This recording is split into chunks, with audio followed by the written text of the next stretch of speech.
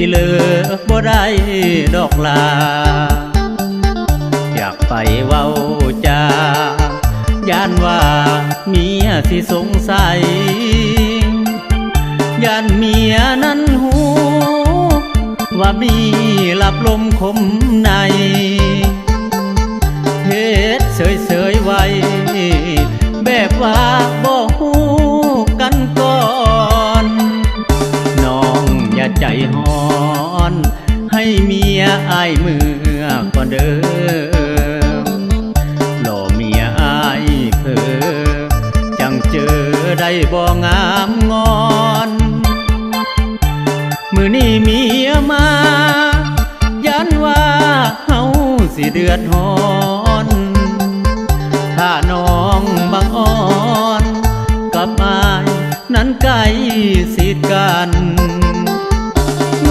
ดความสัมพันธ์สองเฮาเอาไว้ชั่วคราวเพื่อความปลอดภัยสองเฮา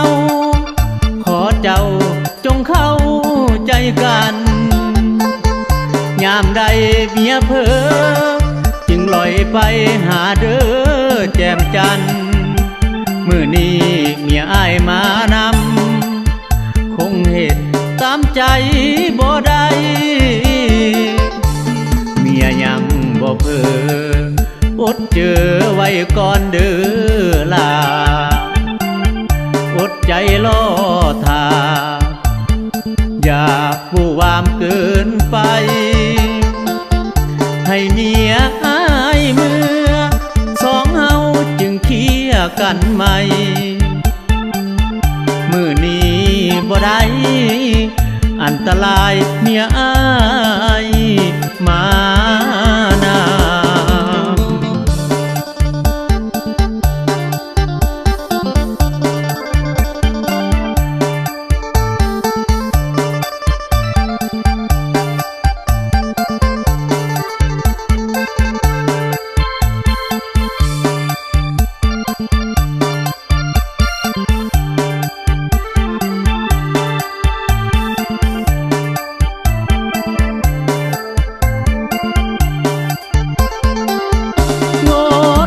สัมพันธ์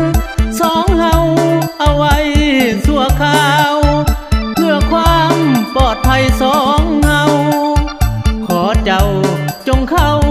ใจกันยามใดเมียเพ้อจึงลอยไปหาเด้อแจ่มจันทร์มื้อนี้เมียอ้ายมานำคงเหตุตามใจบ่ได้เมียยังบ่เพ้ออดเจอไว้ก่อนเด้อล่ะอดใจรอท่าอย่าผู้วามเกินไปให้เมียอายเมื่อสองเฮาจึงเคลียร์กันใหม่มื้อนี้บ่ได้อันตรายเมียอาย